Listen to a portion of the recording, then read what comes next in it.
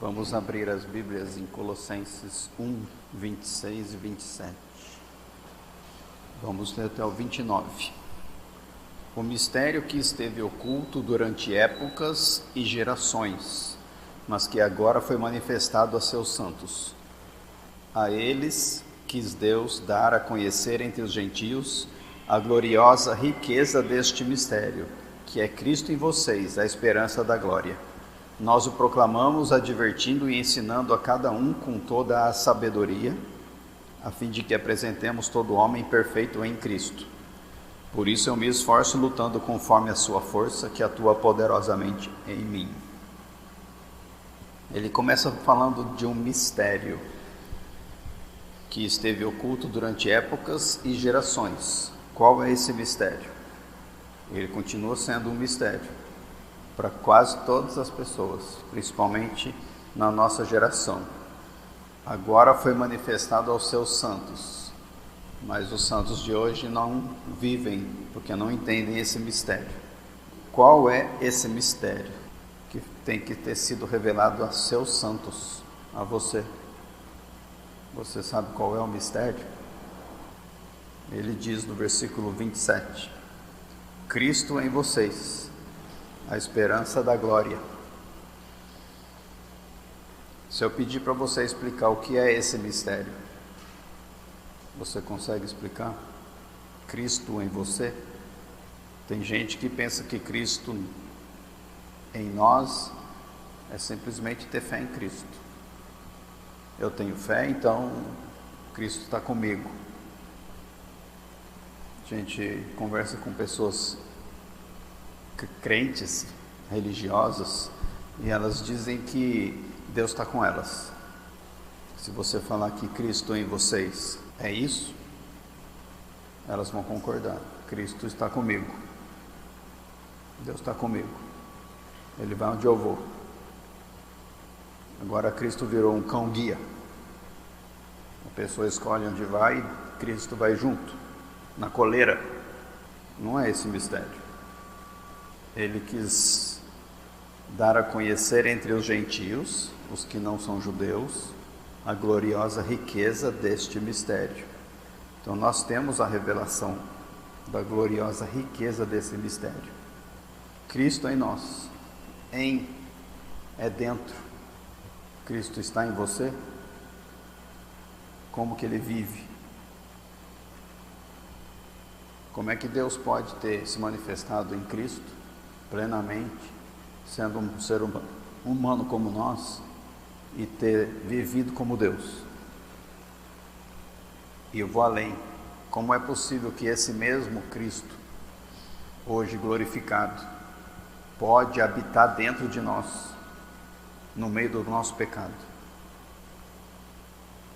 Ele habita. Qual é o mistério? É como isso funciona. Isso é tão misterioso que Paulo diz que ele o proclama, adverte e ensina para cada um com toda a sabedoria, para que nós nos apresentemos, ou para que todo homem seja apresentado perfeito em Cristo.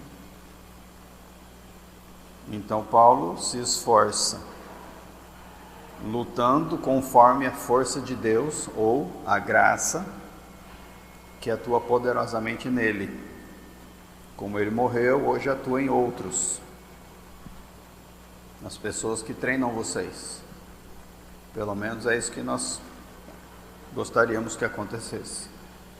Que quem instrui você, discipulador, pastor, qualquer pessoa, tenha uma sabedoria na graça, conforme a força da graça, atuando poderosamente nessa pessoa, para que Cristo seja formado em você que ouve, para que essa vida de Cristo em você seja uma revelação desse mistério rico. Então você tem duas formas de vida, essa e qualquer outra fora dessa. Qual é a sua vida hoje? É a vida de Cristo em você? Ou é outra? Qualquer uma?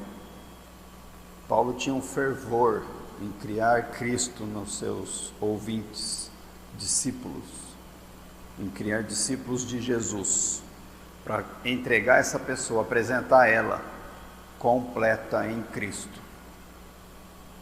Uma pessoa completa. Não é a que se converte, mas continua no pecado em várias áreas. É a que não entregou tudo. É a que não depende em tudo. É a que não está crucificada inteira. É a que não vive em Cristo o tempo todo. E ele mostrou esse fervor na sua vida em Gálatas, quando ele estava para morrer, no capítulo 4, 19. Meus filhos, novamente estou sofrendo dores de parto por sua causa, até que Cristo seja formado em vocês. Se tem algo que nós realmente ficamos tristes, é de ver as pessoas que nós guiamos, filhos, filhas, discípulos, amigos, parentes ou qualquer pessoa que a gente tem algo para dar, que a gente dá um braço, que a gente ajuda, se dedica, dá um tempo, dá o ombro, dá recurso. Se tem algo que uma dessas pessoas faz que nos entristece, é não entender o mistério. Porque um filho sabe que ele precisa obedecer ao pai, mas ele não sabe o motivo. Mas chega um momento da vida em que ele tem que crescer e aí ele vai ser capaz de entender o motivo. E aí, entendendo o motivo, tendo o mistério revelado, ele vai agradar o seu pai e sua mãe. Com Deus é a mesma coisa. Nós temos um processo de salvação. Começa com Deus, é feito por Deus e vai terminar sendo feito por Deus. A salvação foi dele. É como se fosse uma corda que ele joga do céu para cá. Qual que é o nosso papel na salvação? Simplesmente agarrar a corda. É pela fé. Essa aí é a solução para o meu pecado? Eu aceito. Tudo vem dele. E ele exige uma resposta. A resposta também vem dele. Você só responde. A partir da salvação começa o segundo processo que dura a vida toda, que é a santificação. É você conhecê-lo e se tornar semelhante a ele. E esse processo é que entra a bagunça da nossa vida. E o terceiro processo é a glorificação. É quando você morre ou quando ele voltar e você for glorificado para ficar com ele pela eternidade. Nós focamos muito pouco na salvação, porque nós cremos que já somos salvos. Nossas conversas não são evangelísticas. Lógico que o evangelho faz parte delas, mas não é uma persuasão do Espírito para você se entregar pela primeira vez. Você já se entregou. Então a gente concentra na segunda parte da salvação, na santificação. Como viver com Deus. É nesse processo que o mistério precisa ser compreendido. Como é que Cristo vive em mim? Porque antes de eu ser salvo não tinha Cristo. Quando eu fui salvo, Cristo entrou em mim. E quando eu for glorificado, Cristo que habita em mim, me transformará e vai continuar habitando em mim. O processo inicial e o final, não tem nada nosso. Então, como é que a gente vive, então? A gente vive no meio desses dois, no processo de santificação, buscando a revelação do mistério rico, Cristo em nós. E esse mistério, pelo que eu vejo, ainda está misterioso. As pessoas não conhecem. Deus é tão bom que Ele mostra o passo a passo. Se você vê no Jardim do Éden, antes da queda, eles viviam na fé.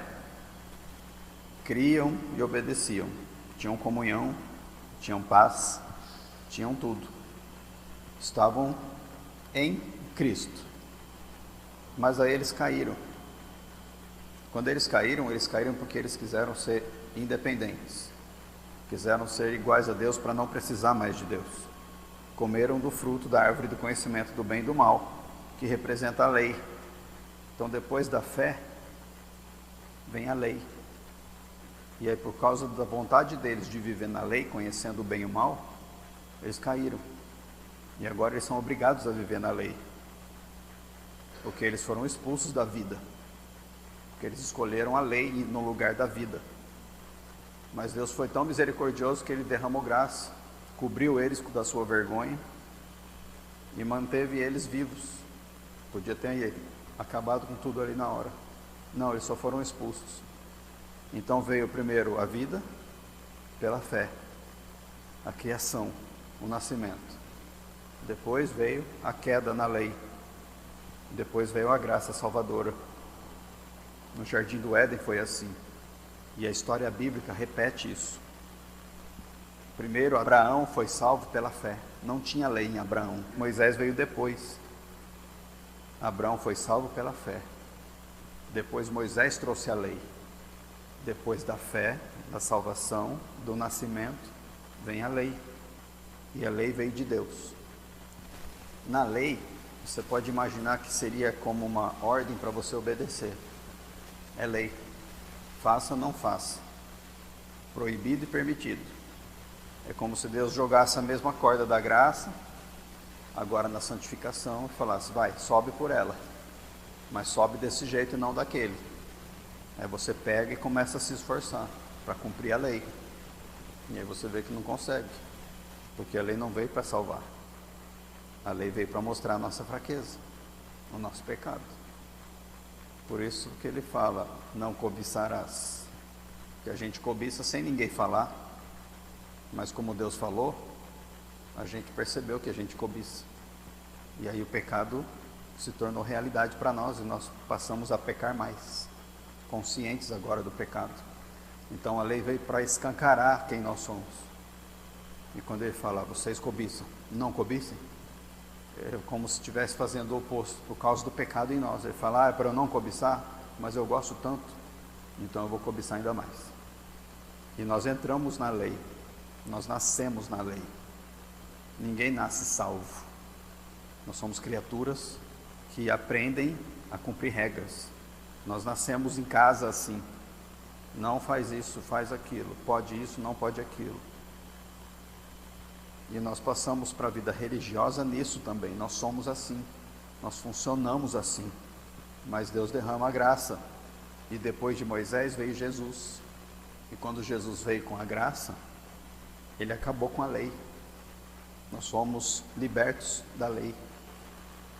É como se a lei fosse o leite espiritual e a graça fosse o alimento sólido. O mistério rico é a vida na graça. Se você não vive na graça, você não tem a revelação do mistério. Você vive na lei. Nós temos que fazer o desmame. Esse desmame é muito doloroso, porque a gente aprendeu a gostar de obedecer. Nós gostamos de ter algo a mais para nos apegarmos. Aí você lê a Bíblia inteira e tenta descobrir o que Deus gosta, o que Deus não gosta, o que é para você fazer e o que está proibido, como você tem que viver. Essa leitura é a leitura da lei. E aí você se esforça para cumprir. É como se você tentasse subir a sua própria corda. Então a ilustração da corda já não funciona mais para a época da graça. Porque a lei mostrou que a corda ela só revela a nossa fraqueza. A gente sobe 2 metros e cai 3. Nós precisamos desmamar da lei para começarmos a comer alimento sólido. E o alimento sólido é o da graça, é o do mistério. Não dá para ter uma lista de afazeres. Olha o que diz Romanos 8,4. A fim de que as justas exigências da lei fossem plenamente satisfeitas em nós, que não vivemos segundo a carne, mas segundo o Espírito. Então você avalia, você vive segundo a carne ou segundo o Espírito? Você vive na lei ou na graça?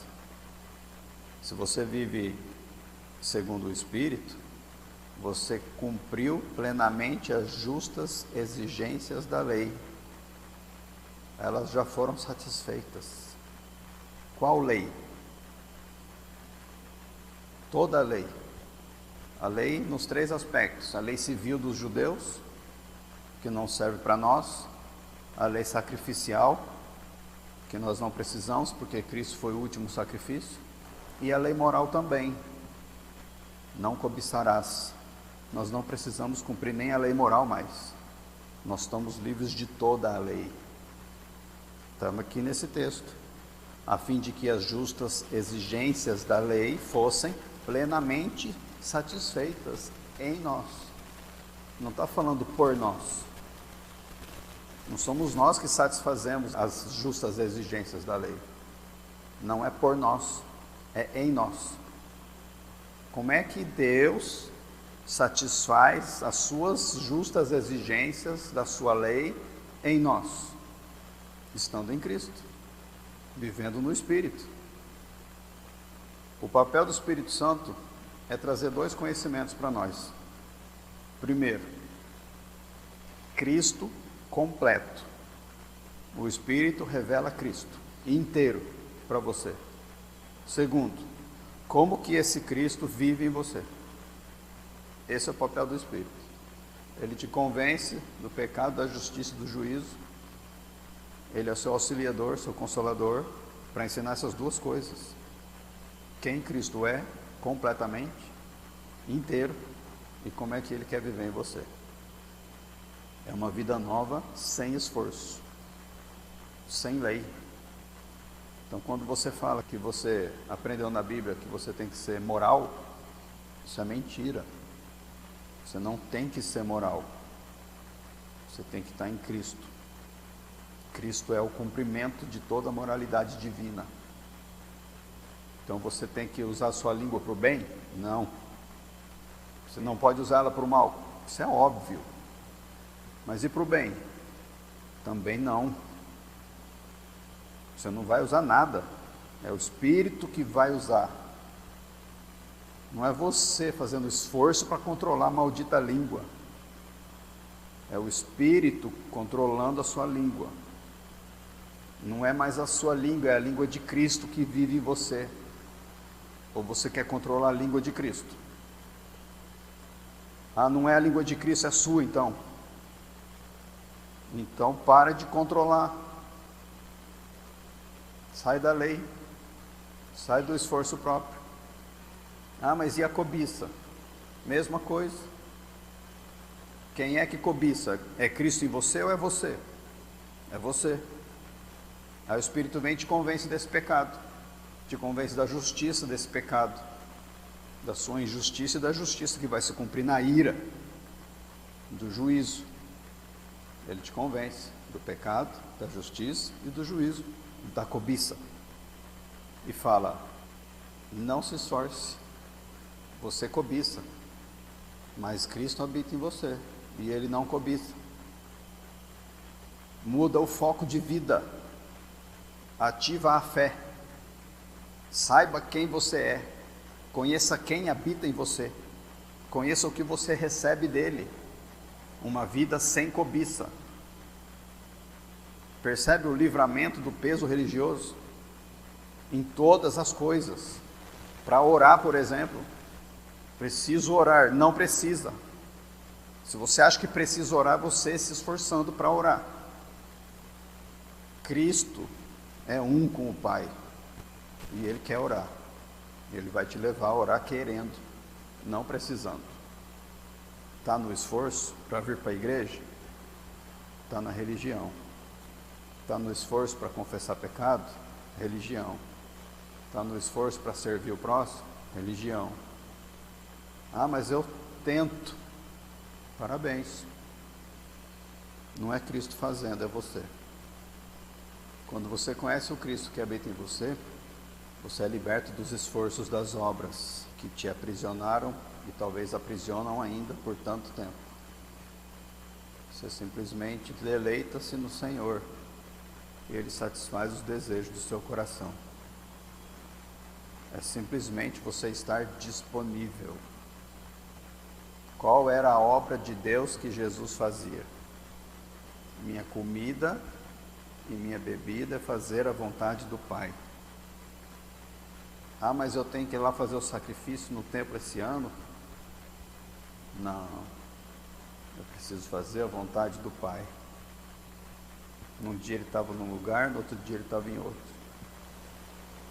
curava um enfermo e não curava outro, ressuscitava um morto e não ressuscitava o outro, falava o que tinha que falar para a pessoa certa na hora certa, e pregava para multidões quando Deus mandava. Foi uma vida guiada pelo Espírito, uma vida no poder da graça. Essa vida de Jesus continua a mesma vida, e agora Ele quer usar você. Mas nós vamos para a lei, e a lei tem algo nela que atiça a nossa carne, para a gente não ficar independente dela, que a gente aprendeu a viver no nosso esforço. E quando nós guardamos a lei com o nosso esforço, nós somos impedidos de desfrutar da graça, porque somos nós fazendo. Nós podemos cair, e com certeza caímos nesse erro. Você precisa de uma solução, você não tem capacidade. Talvez uma doença de algum ente querido, você não tem capacidade de resolver, a medicina não resolveu, só tem um jeito: ou Deus cura, ou morre. Aí entra no X da questão, na hora do momento, da decisão sua. Você vai continuar segurando isso na sua fé esforçada, clamando, jejuando, orando, obedecendo, ajudando o necessitado, indo para a igreja, participando de vigílias, colocando a mão no enfermo, expulsando a enfermidade, ordenando que o diabo saia, você fazendo, cumprindo a religião, na esperança de que Deus possa pôr a mão e Ele resolver o problema. Ou você vai voltar-se para a fé de um Cristo que habita em você e não vai tentar fazer nada, a não ser o que Ele mandar. Está vendo como é difícil? Se você está tentando, por que é que Deus vai fazer? Porque tem muita gente, eu conheço vários, e já ouvi isso muitas vezes. Deus deu, que eu jejuei. Sério? Deus te obedeceu. Eu busquei, e eu conquistei. Deus abriu a porta para mim, a partir de você. Bom saber. Estou achando que foi outro Deus. Eu fiz campanha, 7 dias, 7 semanas, 40 dias, 1 ano. E Deus me deu. Essa é a fonte? O esforço é a fonte? Não tem graça. A graça é quando Deus sabe que você desiste. Porque se você está no esforço, você desiste da graça. Mas se você está na graça, é porque você desistiu do esforço. É simples assim. Jesus não morreu para você se matar de trabalhar para Ele, para você desenvolver a sua fé no esforço. Se você conhecer o Cristo que habita em você, a sua fé vai ser desenvolvida na pessoa que Ele se revela para você. E quanto mais você conhece, mais fé você tem. Não é no esforço, é no relacionamento.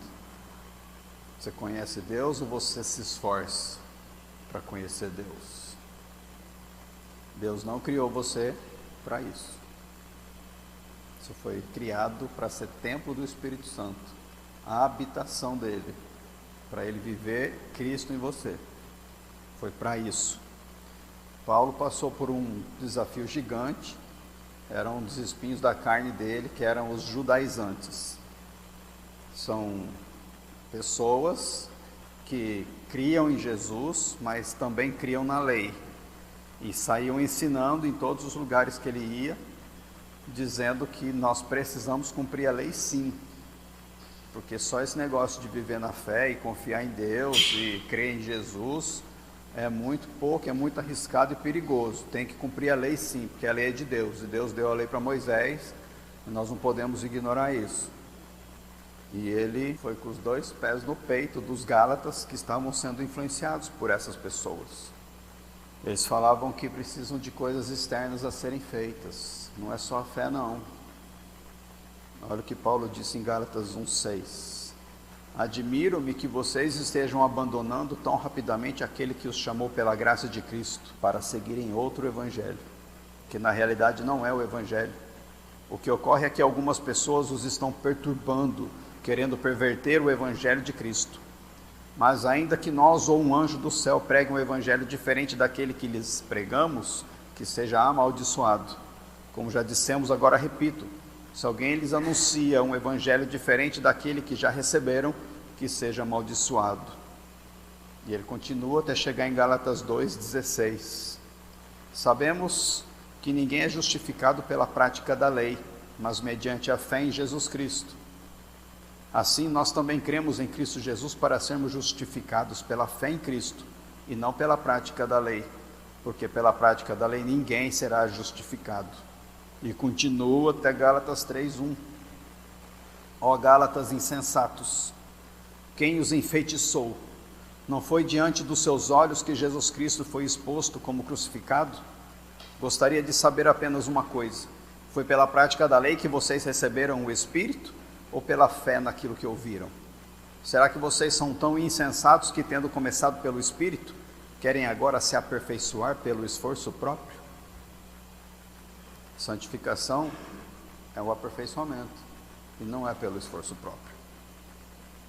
Você não pode escolher os dois ao mesmo tempo. Ou você casa com Moisés, ou você casa com Jesus. Escolher as duas coisas é religião. Eu creio em Jesus e eu oro e jejuo. Tenho visitado uma pessoa que está com um problema de vício bem grave, crente, ele não consegue sair do vício, está destruindo a própria vida, a família já o abandonou, ele não entendeu o que é Cristo nele, e ele fala que ele tem que voltar para o primeiro amor, quando ele jejuava e orava, e Deus usava ele para curar os enfermos, que ele viu duas curas acontecerem, de 2 paralíticos, e uma criança com 3 anos com um tumor nas costas, desapareceu na frente dos olhos dele. E ele se apega nessas coisas de décadas atrás, quando ele orava muito e jejuava muito. Ele fala que o que Deus está chamando ele para fazer é voltar a esse primeiro amor de oração e jejum. Que Deus tem um chamado. Onde está Cristo nele?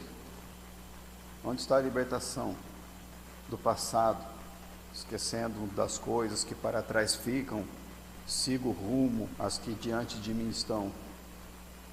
Onde é que está Cristo nele, livrando ele dos vícios, da carne? Onde é que está Cristo, fazendo ele dar bom testemunho hoje, no poder da graça? Onde é que está Cristo para salgar, para se entender com a família, são, longe do vício, para pedir perdão no choro para a família pelo que fez? Tem restauração, Deus está deixando ele vivo ainda. Onde é que está Cristo nele para restaurar? Onde é que está a graça, que é o poder que ninguém resiste? Onde é que está a graça que derrama o amor, que quebra as barreiras, que derrama perdão para os corações, que restaura famílias e casamentos, que cura os enfermos? Sabe por que não tem graça? Ele perguntou para mim. Eu já fiz tudo, o que mais que eu tenho que fazer para Deus? É a pergunta que a gente faz: o que eu tenho que fazer mais? Tem gente perto de mim que pergunta isso. Quando eu fiz, eu abri mão, me sacrifiquei, não consegui, não deu certo, Deus não me ouviu, eu não tive o que eu precisava, eu orava e não teve diferença, na verdade piorou. O que mais que eu tenho que fazer? Enquanto estiver perguntando isso, é religião. Quer fazer? O que você quer fazer para Deus? É a religião tentando criar vida. Só que a vida é vida. E a vida é Cristo. A religião nunca vai chegar em Cristo. Cristo é Cristo. E a vida está nele. Então, ou você vive na religião e larga Cristo, ou você vive Cristo. A única coisa que a lei sabe fazer é que ela manda você obedecer. Obedece. Só que a gente não consegue obedecer. E ela não vai parar de fazer você obedecer, porque Deus deu ela com esse propósito. A lei está aí. Jesus falou: vocês têm coração duro, por isso que a lei foi dada, porque o seu coração é duro. Traduzindo, ou você vive no amor, em que a lei está morta para você, ou você vive pela lei. Por isso que Deus deu para Moisés o olho por olho, dente por dente. Se você não consegue viver perdoando 70 vezes 7, seja justo. Olho por olho, dente por dente. Senão a pessoa te bate na cara, você quer arrancar a cabeça dela. E quer. Então você não consegue viver na graça, a lei está aí para você, vive por ela. Só que cumpre ela inteira. E junto com ela vem a condenação e a morte. E nós passamos por isso. Podemos estar nessa ainda como bebês espirituais tomando leitinho. Quem que sai disso? Quem aprende a viver com a pessoa que liberta, que habita dentro dela, Cristo. Se você aprender a viver no mistério rico da habitação do Espírito, no Evangelho, você não está mais debaixo da lei, não tem mais a condenação e a punição da lei. Só que a nossa carne, ela é atiçada pela lei. A lei fala, vai, obedece. A nossa carne, ela nunca vai dizer assim para você, não consigo. Não consigo cumprir a lei com o meu esforço próprio. Ela nunca vai falar. Sabe o que ela vai falar? Eu consigo, eu quero tentar. Se Deus me ajudar, vou conseguir. É isso que a sua carne fala. E a gente gosta de ouvir a lei por causa da nossa carne. É como se fosse um chamado. Você vai viver na lei ou você quer viver na graça? A gente primeiro entra na lei. Depois da salvação vem a lei. Todo mundo entra na lei. Talvez você esteja ali ainda. Só que não te falaram que tinha um sinalzinho lá no começo do seu curso, falando assim, bem-vindo.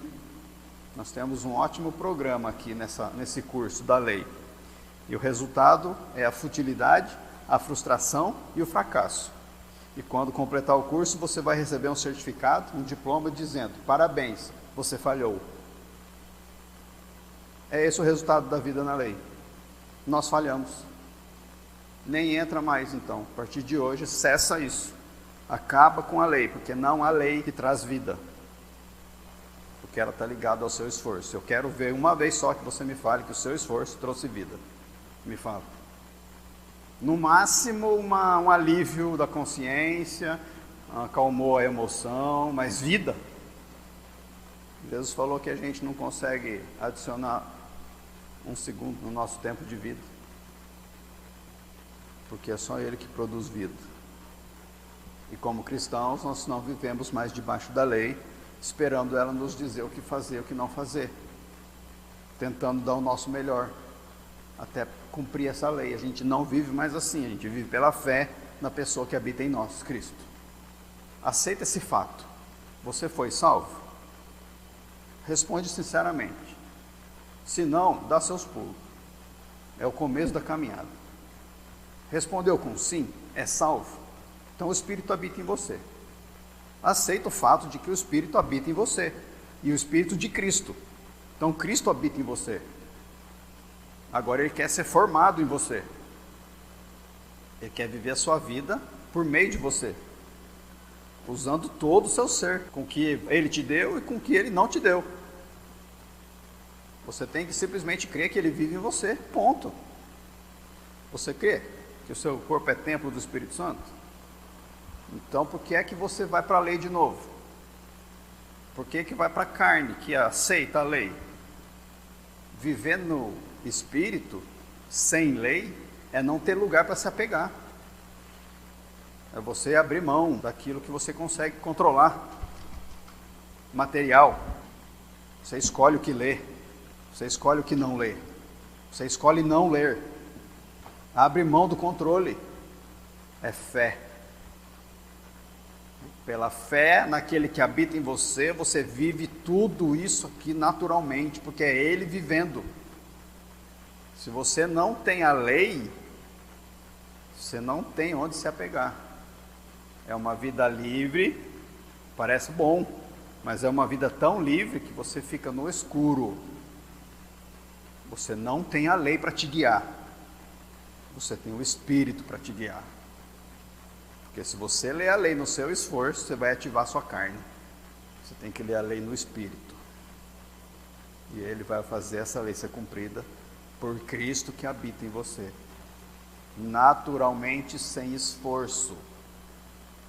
Você está entendendo o que eu estou falando? Você está aplicando isso no seu pior pecado? Deus não quer que você lute contra o seu pior pecado.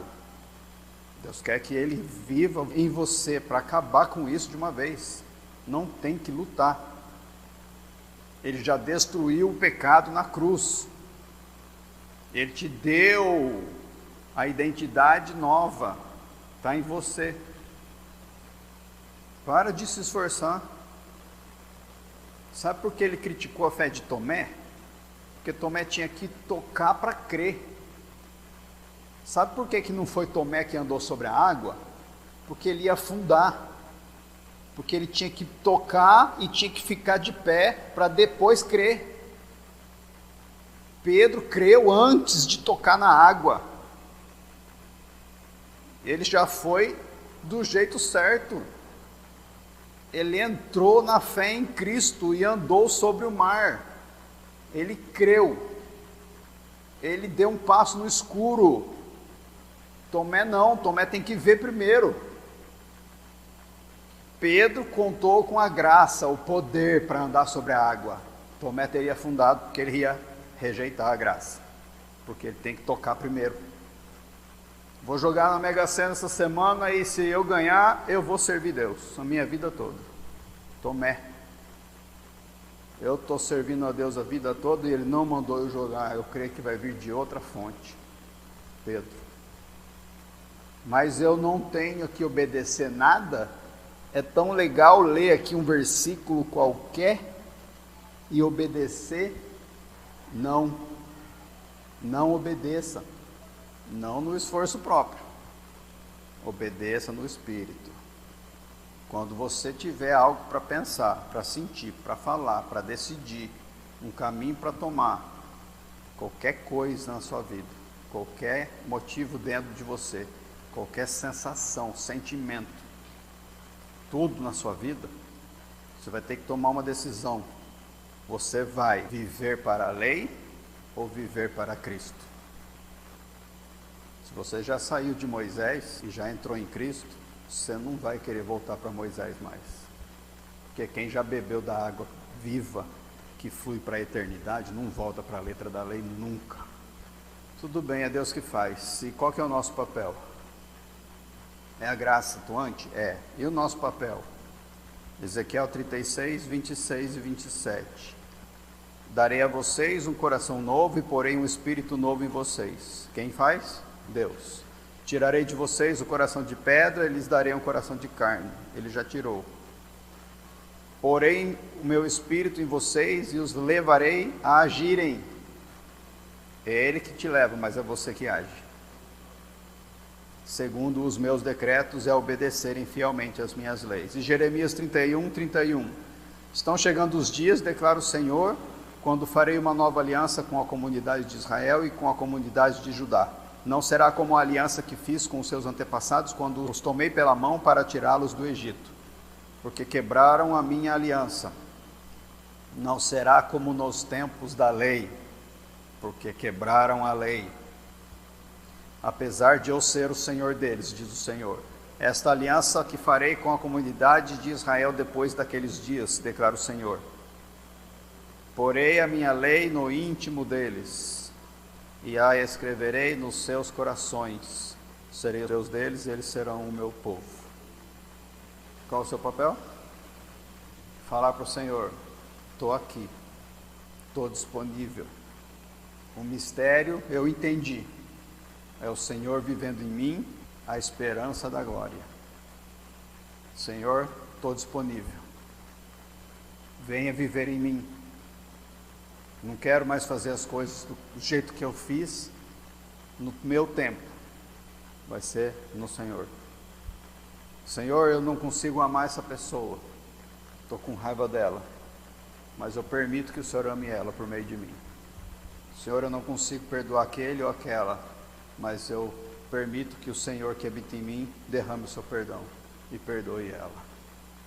Senhor, eu não vou conseguir controlar o meu braço, a minha língua agora que estou no fervo, mas eu escolho viver o mistério, o rico mistério, e eu peço e eu clamo para que o Espírito daquele que vive em mim faça eu responder à graça, não do jeito que eu quero, mas do jeito dele.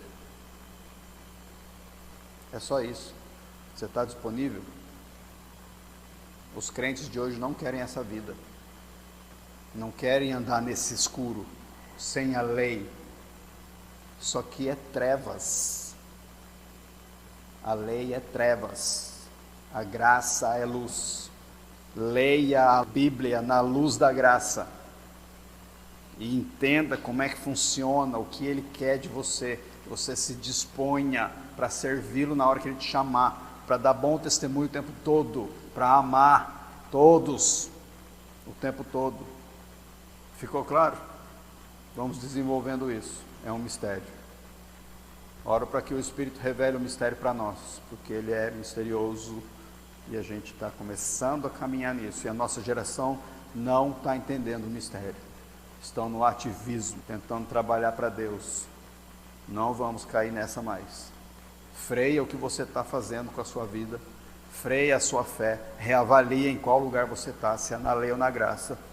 Vai para a graça, clama, se disponha, converse com a gente, nós estamos aqui para ajudar. Vamos ficar de pé para orar?